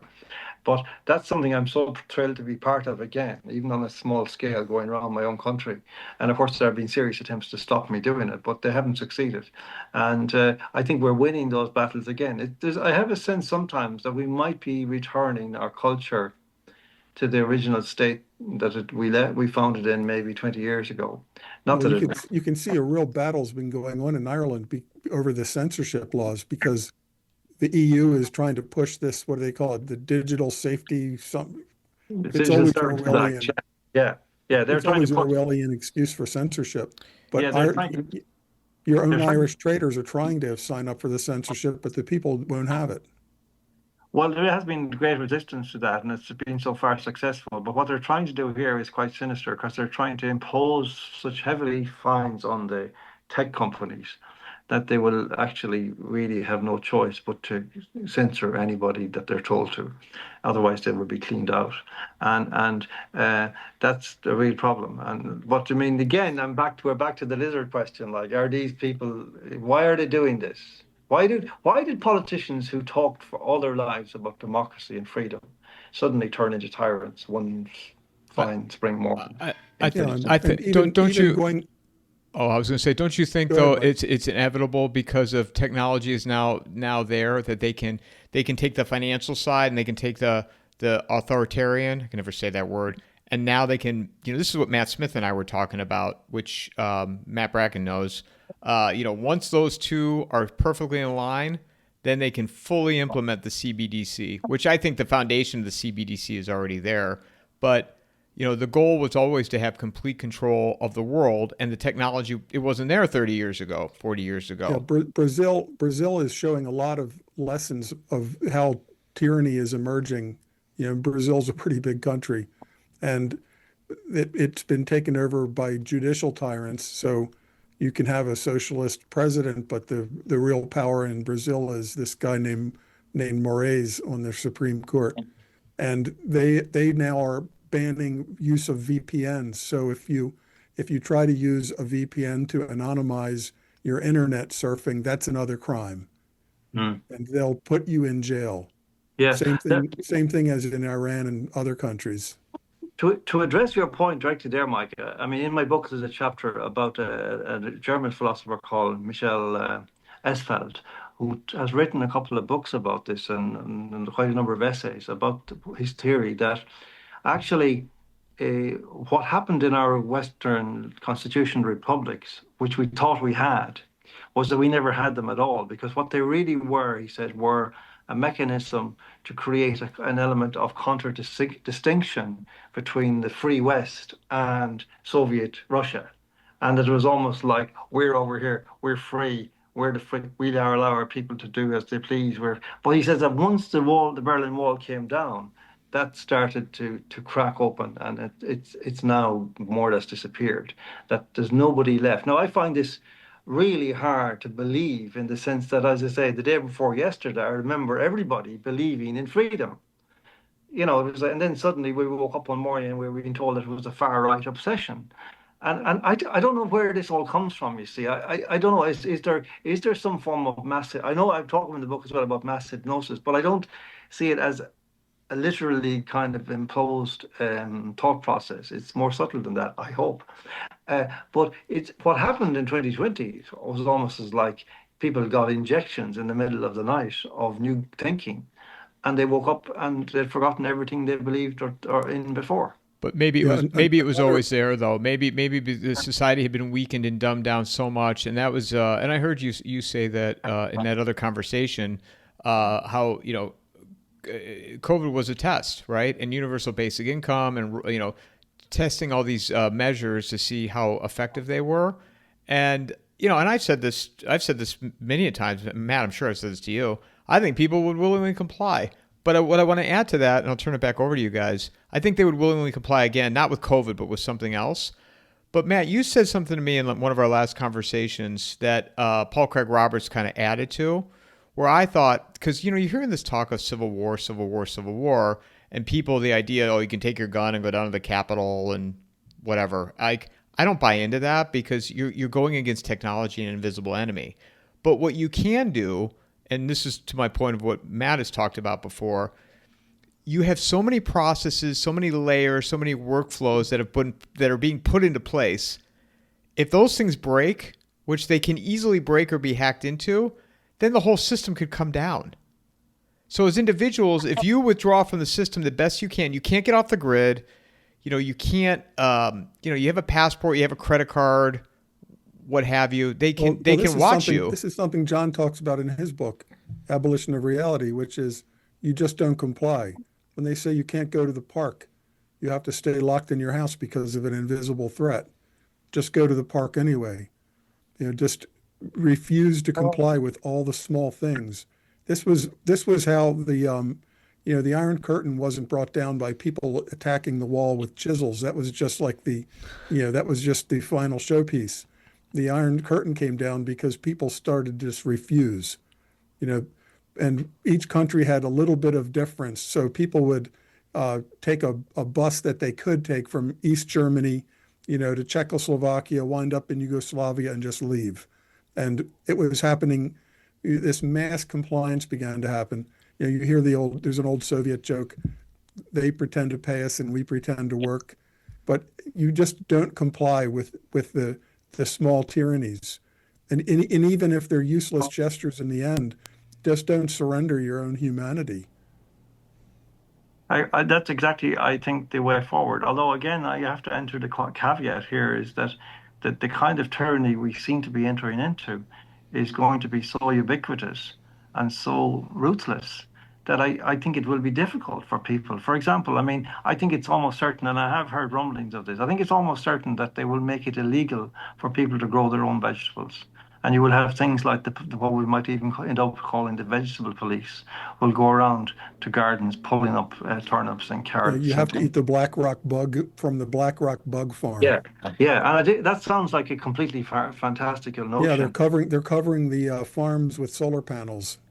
That's right. And also, you see, what they're doing as well is they're evaluating. What they'll do is they'll come into your garden and they'll evaluate, your raised beds. Well, what is the timber? Where is the origin of that timber? What has been the carbon-related cost of that timber? And they'll add up all of these spurious notions of, Or of, in, of in, in, in Florida, they have, occasionally, and it's legit, some pest will attack some crop, orange trees, something like that. Hmm. But it can be so microscopically ubiquitous that they can get the same type of people that are the climate cult, fanatics, to declare that some invisible bacterium that exists in your soil is a threat. And Yeah. because of that, you can't grow your own crops. And you'll be helpless to argue against that. No, because you won't be an expert. And Right. and the expert will decide your fate. And there's a chapter in my book as well, which is the title is Trust the Experts is the Virus. Because that's at the heart of all of this. The cult of the expert has developed, that people who learned off stuff by rote out of books suddenly became like gods in society, with life or death power over other people. And these are things, again, which wouldn't have happened if we'd had a healthy public conversation, because people would have just ridiculed them out of existence before they got off the ground. But now we're stuck with them. And it seems like that the stupidest people in our countries are rising to the top under these spurious expertises. And we're now at the mercy of these people. And our common sense is obsolete, is redundant. Our sense of what our life experience means, for example, my knowledge of my own body over 70 years, of how it works and doesn't work, that's redundant. It's pointless. No, a doctor who's just come out of college with a degree can tell me what. No, it'll be an AI doctor. It won't be a human doctor. Yeah, It'll be an AI doctor that they say is smarter than the next 10,000 doctors combined because he yeah. has all their knowledge, all their case studies.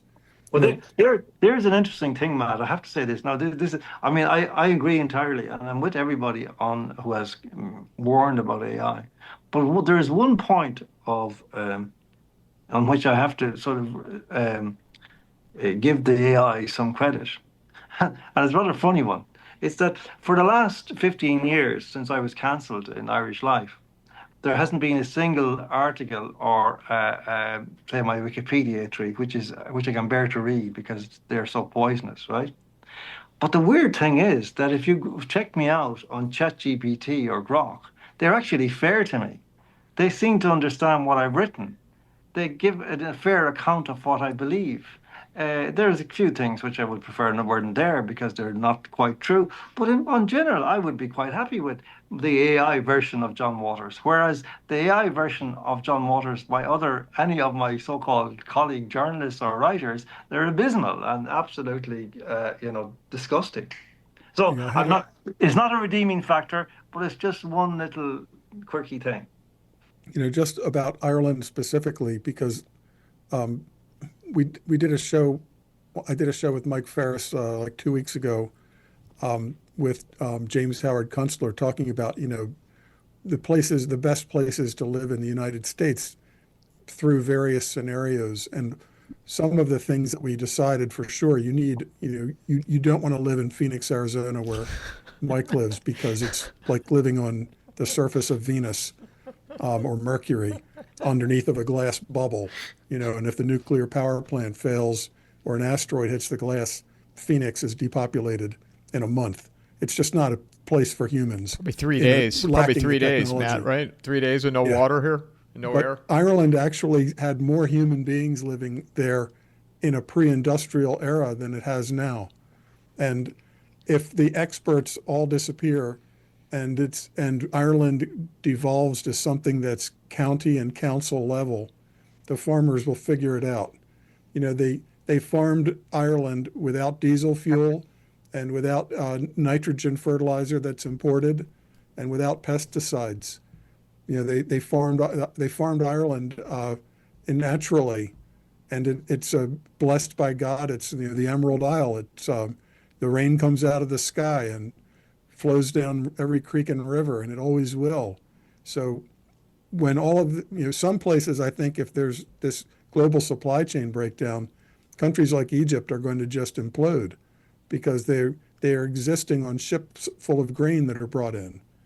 Yes, And sorry, Matt, but I understand all the points you're making here, but there's a big if here, there's a big but, there's a big, what about, which is that the country has been flooded with foreigners, and that we now have, even by the official figures, and they're not in any way reliable and unreliable in a certain context and direction. But we're looking really at the moment, even the official figures are saying that 1 in 3 of the people on the island and the Republic are non-Irish. well, that's the subject of the novel that I'm writing now is this, yeah, that the conquest of Spain by the Berber Moors. They did not take all of Spain. There was a niche of northern counties on the Bay of Biscay that remained Christian, and then it took hundreds of years, but they pushed the Moors out. And the Nazis got all the way to Stalingrad and Moscow, and it would have seemed like their victory was certain in 1942. Just look at the map. The Germans are going to meet the Japanese in India. It was, if you just studied the maps, it looked like a done deal. The Axis was going to win World War II.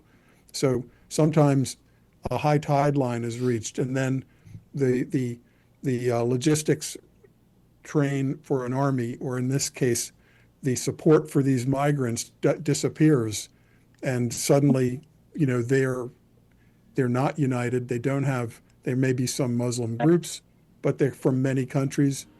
And if and when the Irish unite against this, it's going to be easy to sort out the Irish from the non-Irish.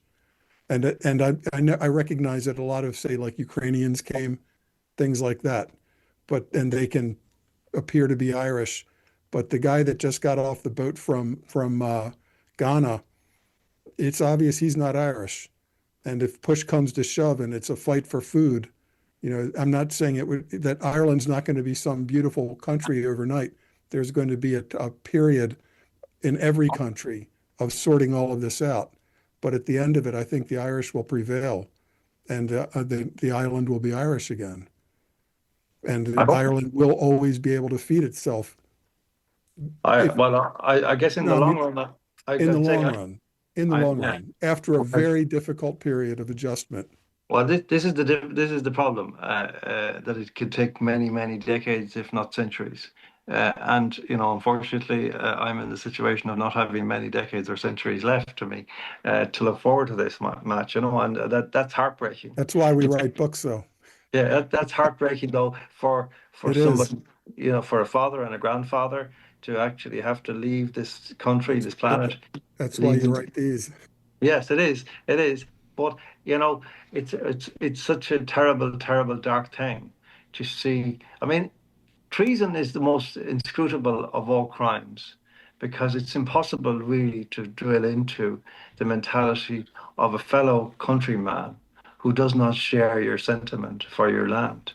It's absolutely beyond comprehension, I think, to the normal person, is to look at somebody and then to ask, why is it that so many of these reach the higher reaches of politics? Even the English even the English invaders of the ascendancy period, it was easier to understand their motives. Yes, they came to take the land and be the landlord and become the new aristocracy. But for Irish to do this to the Irish, I honestly think, and I don't mean this really rhetorically, but I mean it literally. Really, you mentioned Cromwell. Well, I would regard Cromwell as much less blameworthy in the context of the suffering of Ireland, then I would regard Micheál Martin, the present Taoiseach Prime Minister, because he is supposedly Irish, and he has a sacred responsibility to defend his own people, and he has refused to do it. In fact, he is doing the direct opposite. He's attacking his own people on a daily basis. So when this boils over, and this is a subject of my novel, when this boils over, the traders are going to have nowhere to go, because the foreigners that they've imported aren't going to be a cohesive, loyal group that is going to surround them like a Praetorian Guard. The foreigners that they've brought in will be fragmented. They're deracinated. They're not in their own home country. They're a Tower of Babel that was imported, except and the Irish are going to rise up, I think, in a righteous anger. but Made their except time. except if we factor in Michael Yon's thesis, which is that these guys are mostly soldiers and they're here on false pretenses and they're here, you know, in mindful of that coming moment when they will be required to police the native population, which they will gladly do, I think. Right. And the weapons can be passed out very easily. One cargo container holds enough weapons for a battalion of men that are Yes, already in Ireland. yes, yes. And And there the are hard many, part many, was getting the men in. there are many hundreds of thousands of them here. There's only a few thousand Irish soldiers. And even if they were, could be relied upon to defend the Irish people, which I doubt, seeing as no other institution is prepared to defend its people, I have to say that we're in the direst trouble we could possibly be in. Right. And it could be an extinction event. Sometimes, you know, an animal evolves into being such a useless, flightless thing like a dodo bird that sailors from the West show up and just can walk down the beach clubbing them because they have no defense left. And I wrote a short story called The Alien Orc Way, but it's about these islands that in the South Pacific that the New Zealand sailors found these islands that were completely pacifist. They had abolished all war and fighting, and Maoris that were on these English ships as sailors saw these islands as ripe for the taking and invaded the island. And these very violent Maori warriors completely subdued the peaceful people of these islands, just exterminated them. The people of the island were so convinced that pacifism was the only way for humans to live that young men on the island said, we have to sharpen some bamboo and spears and fight back. And their elders said, no, that we'd be as bad as the Maori invaders. Well, They willingly were slaughtered.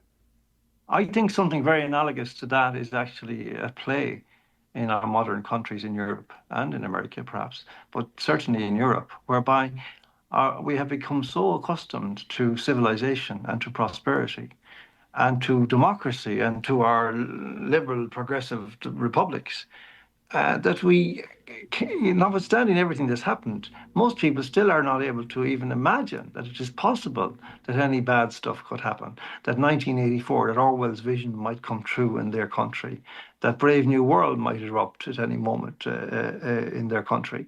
They think it's fatuous. They think they don't even consider or that thousands of these men could be handed AK-47s.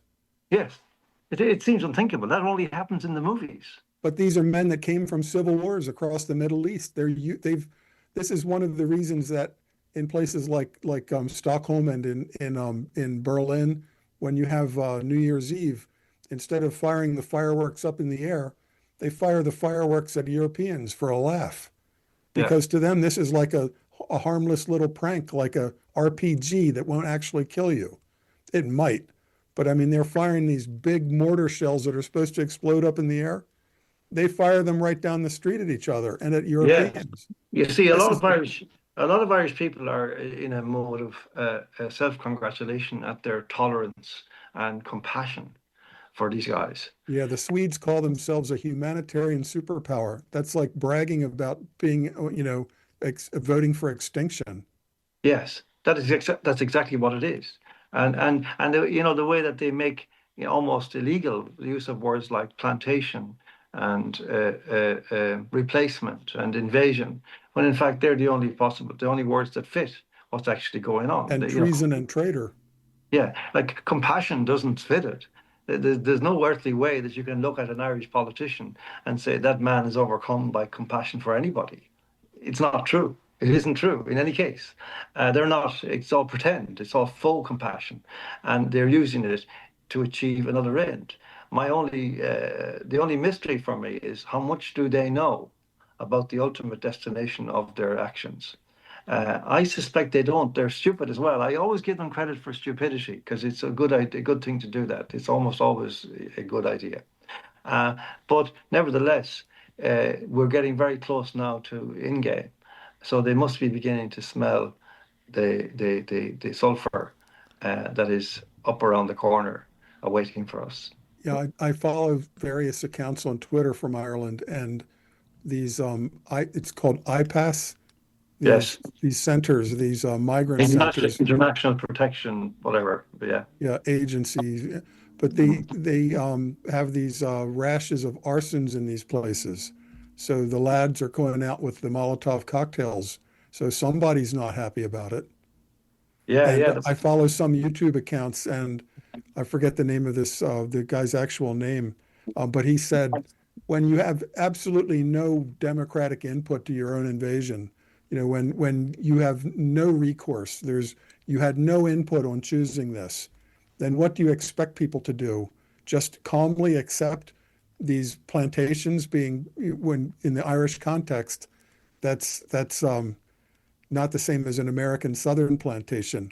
They're planting these barracks of men, invasion conquest barracks of fighting age men around the country, not just in Dublin, but Well, in here's the thing. Clonmel and Athlone and Galway and Yeah, Sligo, everywhere. this is the amazing thing, that these tyrants who are doing this, and they're not asking anybody's opinion or permission. In fact, they're telling people you have no right to veto who comes into your community. Now, that's an absurd notion in the context of 300 people being brought into a town of 175 people. Yes, of course, you can't. It's not right if somebody And moves they're all into. men in their 20s and 30s. Yeah, this is the point. I mean, it's not the same as a family moving in next door and you seek to try to block them from getting possession of the house. That would be wrong in most cases. But this is not the same thing. But this is the extraordinary thing, though, that these villains have then acquired the cover fire of the woke contingent, the LGBT gang and the trans gang. And we see this all the time, even now, even at this late stage in the battle, we see them, they all coming out. And they attack anybody who criticizes the government is deemed immediately to be a fascist or a Nazi. And it's a quite remarkable thing. Sometimes in this context, it's called the Red-Green Alliance. And in the United Kingdom, it's very easy to study this from city to city. When you have a guaranteed victory, when you have a coalition of new Muslim immigrants plus the socialists. And the only thing the Muslim immigrants want is more Muslim immigration. And that is always going to be, over 50% versus the people that just want England to be England. So the socialists who are globalists don't love England anyway. And the Muslims that are on a mission of conquest, for Allah. Yeah. It's a very tough formula to beat. But what is most interesting about this, from my point of view, goes back to what we were talking about recently, which is, as it were, the kind of background radiation in which all this happens, which is of a stultified conversation, completely censored and stunted and atrophied conversation in relation to all these issues. So that what you find is that it's very easy for these groups to put out memes, tropes, in which anybody who disagrees, they immediately smear them as a Nazi or a fascist. Whereas, in fact, the people they're defending, the government, they are actually the actually existing fascists. Right. They are, and it happened to you, and it also happens to conservative groups in this country. The venues that would host a meeting, they'll be told, we're going to claim that you're hosting a meeting of Nazis, and then nobody will have a wedding or a confirmation party at your place. Oh, we've been through that totally fascist last year. I mean, we're going through that at the moment, actually. Yeah, and in Germany right now, it's sort of a bellwether moment for Germany, because the socialists are actually talking about completely banning the AfD, the Alternative for Deutschland Party. And according to the polling, most Germans, even if they don't agree with the AfD, they think it's a little bit going too far to start banning parties. That's it. That's just an admission that your democracy is bullshit and it's a dictatorship. It's extraordinary that after the 60s, after the 70s, after the 80s, after the 90s, after the into the third millennia, it's like time is going backwards, I always say. And the countries that were underneath the heel of the Soviet Union, behind the Iron Curtain, Poland, Hungary, they are and East Germany in reunified Germany in the East. The ones that suffered under communism, that know what this is, are the ones that are now the freedom fighters, by and large, compared to the liberals in the West. They're the ones with the enlightened policies, like Viktor Orban, or his policy in relation to families and giving tax reliefs to people when they have more children. and defending their borders. Yes. And yet he's depicted as a far right monster. You Right. know, it's so everything is inverted. This is, I think, the core thing about this, that there's been a moral inversion of everything that we used to believe or used to be taught or used to be told was important. Now we're told, no, no, no, that's all finished with. We don't do that anymore. Now we're doing the opposite. So instead of protecting women on the streets and all that, now we actually want to endanger women on the streets. Instead of protecting children from predators, now we actually want children to be raped and to be groomed and raped. That's our policy. Well, this title, which I love so much, the first time I heard it, Abolition of Reality, it only works while the whole technical miracle is still working and they can institute their control mechanisms. But when the supply chains break down and they are no longer able to feed the populations, reality always comes back like gravity. You can pretend that you can fly, and maybe if you get into an airplane, you can. But if you just try to jump off a cliff, reality comes back real fast. And yeah, but the reality is that you can print money out of thin air, but you can't print food out of thin air. Yeah, but and eventually that's going to happen. Yeah, but they'll just blame Trump. That's what they always do. But at that point, though, it won't matter because and to Matt's point with the supply chain, hackers, right? Like anything, the system could get hacked to bring it all down. But if it gets to that point, whether they blame whoever they blame, that won't matter because it'll be chaos. Well, it'll matter in the sense that the people who will suffer anyway will be the real people. It won't be the politicians. It won't be the judges. It won't be the bankers. It'll be the people. So they don't care. And we know they don't care now because they've killed hundreds of thousands of elderly people in the spring of 2020 just to bump the figures up to scare people. And the vaccine and the remdesivir and ventilators. And they co-opted doctors. Another part of this evil experiment. They paid doctors to do this, and the more times doctors prescribed remdesivir, which killed people, the more they were paid. Yeah. And also the I don't know if I can say the word, but the solution to the illness, the remedy. People are still to this. I mean, the amount of injuries that are still occurring, the amount of people that are dying prematurely, that is nowhere near being done. This is the thing, Mike, that I often ask you, because you remember, like when this all came in, that the whole imperative was saving lives. One life, save one life. That's all that matters. It didn't matter what the cost was in terms of freedom or anything. Fine, okay. But then, a year later, they lost all interest in saving lives. They didn't want to talk about saving lives. They didn't want to talk about the fact that actually now we might need you to save some lives. And one of the biggest aspects of censorship is just the ability of the mass media to ignore a story. In the States, might be like Gaza is an ignored story. You don't see it. Yesterday, the American media stopped for all day practically for the sentencing of some murderer in Idaho that killed 4 college kids in their beds at night. And you would have thought that this was the biggest story on the planet. But, an American 2,000-pound bomb hits a building every day in Gaza and takes out families.